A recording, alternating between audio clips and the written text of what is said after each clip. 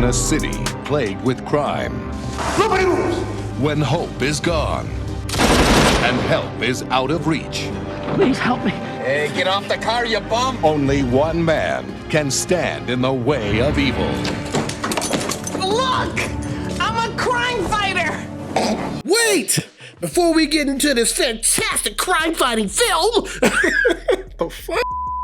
Please hit that subscribe button right down there at the bottom, all right? Dude, I saw this film when I was a kid, and I thought I wanted to be Batman and dress up in my pajamas and just have a fun time, because this movie was a fun time then, and this movie is a fun time now. Yeah, I thought this movie was a lot of fun. Although I did see this as a kid, I have virtually no memory of it. Really? None. So for me, this was essentially a whole new film.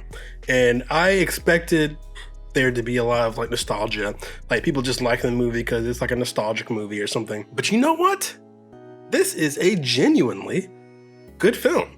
Now, it ain't perfect, right? The plot does some weird stuff and the pacing is all over the place at times. But one of the things this film nails are the characters. There are some real pathos with these characters. You learn, you understand these characters, and you like these characters. And that carries this film so far.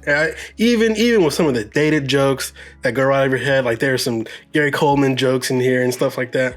Even with that, you know, the fact that the characters are so rock solid, it carries this movie straight home. Much better than I thought it'd be. Damon Wayans plays a scientist, okay? And his brother is played by David Alan Grier.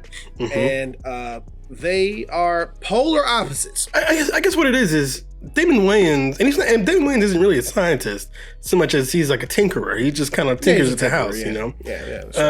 But what happened was these two kids who were so similar as kids, when they grew up, one person stayed the same, right? So he went straight up, straight line, right? You can see a straight line from his childhood to now. He still likes the same stuff. He still wears the same clothes. Where his brother kind of matured, right? He's kind of put away the toys. He's done with the whole Batman thing. He's much more interested in girls. He's trying to hold down a regular job. But Damon Wayans, he's still in that kid mode. You know, he just has not emotionally ever matured. And then you talk into the buckle. It also has a radio tracking device. You need to get that out of my face. I'm not wearing that crap. Please, Kevin? No. You would think that these guys would like really hate each other because they seem like opposites. But like real life brothers, while they fight a lot, there's a lot of genuine love between them. And the movie isn't super explicit about it. You just kind of understand it. Damon Wayans, he's like, can you wear my little invention to work with you? And his brother's like, fine, you know, I'll do it. It's like, you will? Daryl, give me the belt. I want to wear it. No, you don't have to wear my stupid old belt if you don't want to. Daryl, please. May I wear your belt? Are you really sure that you really want to? You know, and you would only do that if you really don't have to if you really don't want to. Really don't have to if you really don't want to. I would really be upset if you... Give me the damn belt! And so you can tell there's like some real love in between these two characters, which I like that a lot. Two brothers, they're so alike as kids, they grew up to be completely different, and their neighborhood also changed. Yes. The neighborhood was a nice neighborhood when they were kids. Yes. And now it's a piece of shit. It's the hood. And their mother is their grandmother was the real crime fighter. She was like, let's fix up this neighborhood by supporting this new mayor. This new mayor will clean up this neighborhood. He's the only mayor, the only elected official who's even set foot in this neighborhood.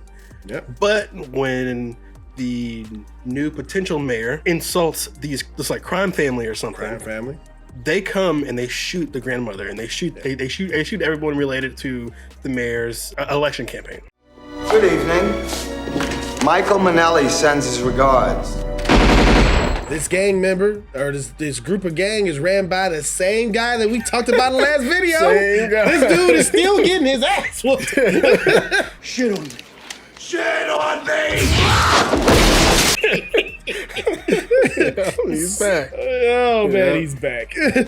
But yeah, and they get that inspiration of helping the community from their grandmother. Right. And Kevin, David Allen Greer's character, he is like, grandma's gone. I have to make money. I work at this news station. I got to be the adult in this situation. But Daryl's like, we got to clean up this city. No, like Batman used to do. And he walked to a crack house that was like, there's some crack right here. It's like, that's what they do. It's a crack house. You know? Exactly. Kevin, look at the car. They have no respect for the law anymore. Gee whiz, they're selling drugs right across the street from my house. Daryl, it's a crack house. That's what they do, sell crack. But Kevin agrees that you should clean up the city. But he's like, fine, let's just start a neighborhood watch or something, you know? Like, he's not going about it in, like, the crazy way. If you walk out on the street like that, they're going to arrest you and lock you in the nut house. When they went to go help this little girl's mom that was stuck in the elevator, he put on his costume, which, by the way, is bulletproof from the chemicals that he put to it.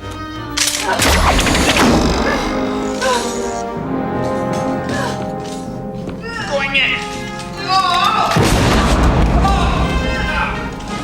Quick, grab on. I'll lower us down. She grabs his manhood. She's like, you got a big figure. He's like, thank you. Right.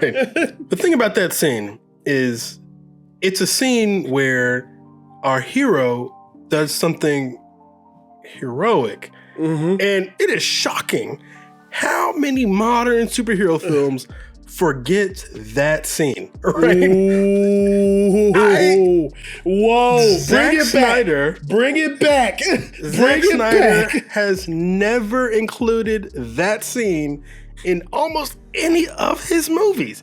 He forgets to show Superman saving people, like the most basic stuff, and this movie nails it. I'm God.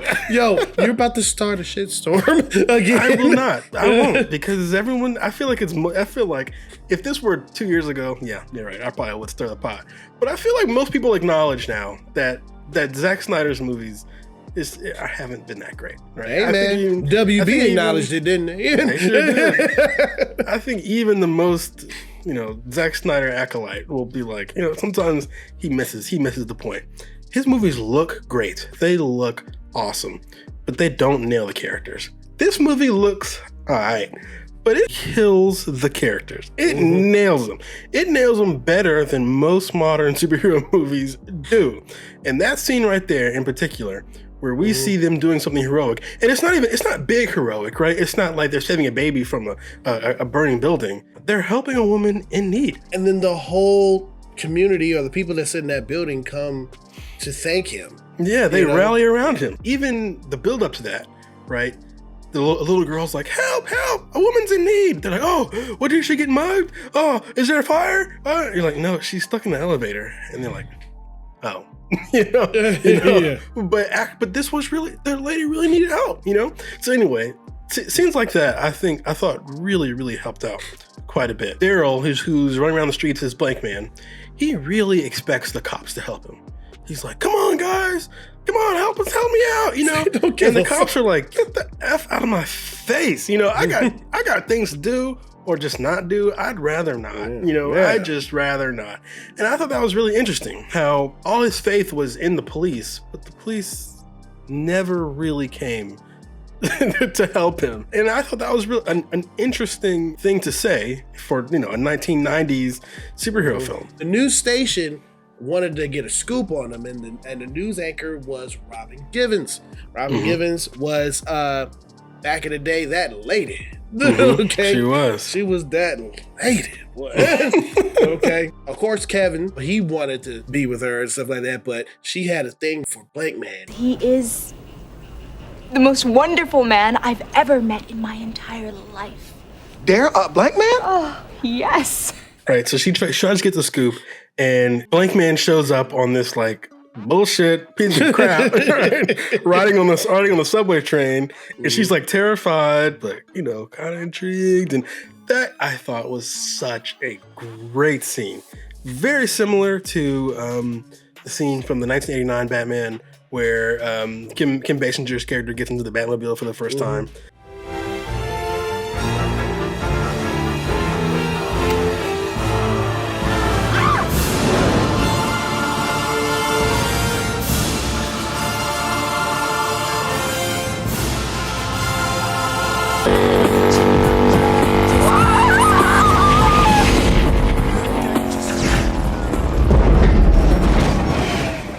One of the things I liked really well, again, with the characters is, you're right, Kevin wanted to get with Robin Givens, right? And he was trying everything, man. He was smooth talking, sending her flowers.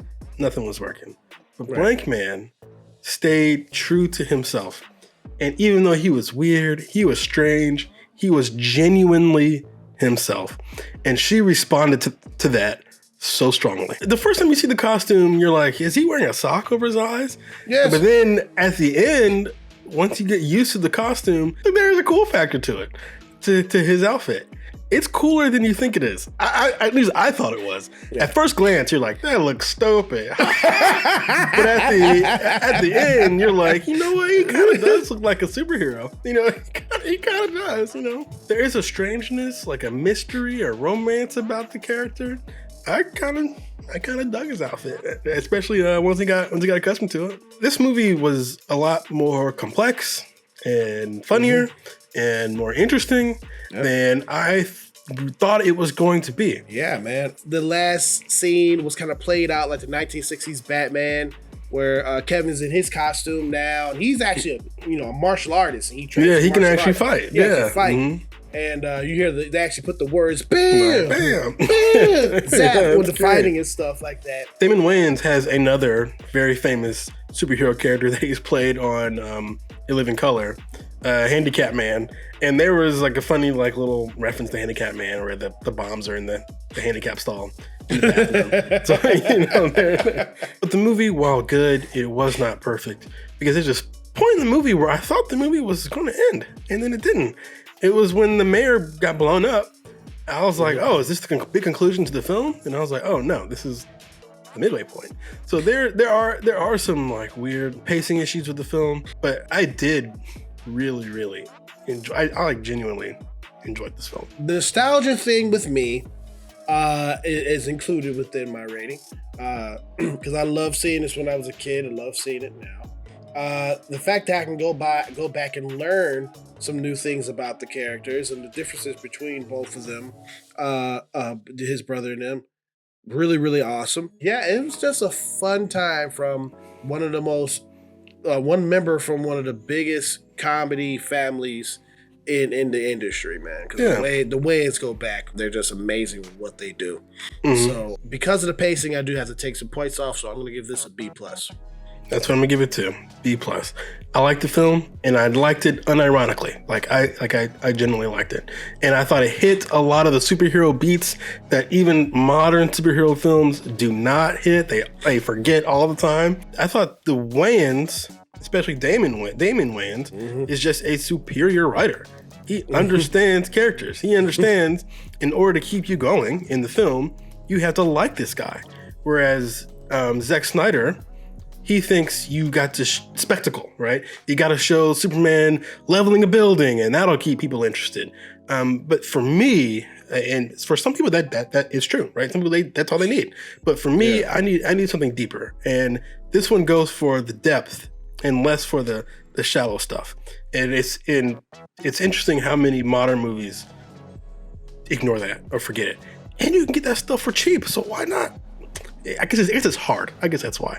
It's hard to write good characters, and you have to sit down and really work at it.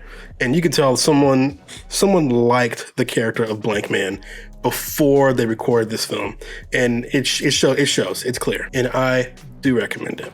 All right, man. I also recommend this. This film is on Amazon Prime right now. But before you do that, do you recommend this film? Get down in the comments and let us know if you watched it. And if it's nostalgia to you too, because it's definitely nostalgia to me. That is our review for Blankman. Blankman. Slapped me around and called me Susan. I warned you, Susan! Thank you for clicking on this video. We really appreciate you. Our subscriber counts is going up, and it's all because of nice people like you. If you haven't subscribed to us, please hit that subscriber button right down there, all right? And if you did like our rating and review for this film, please hit that thumbs up, because it really does help out this channel. Or you can hit the thumbs down, whichever you choose. It is your opinion. Just remember one thing, it is mostly wrong. See you guys in a fantastic new film later. That's so crazy.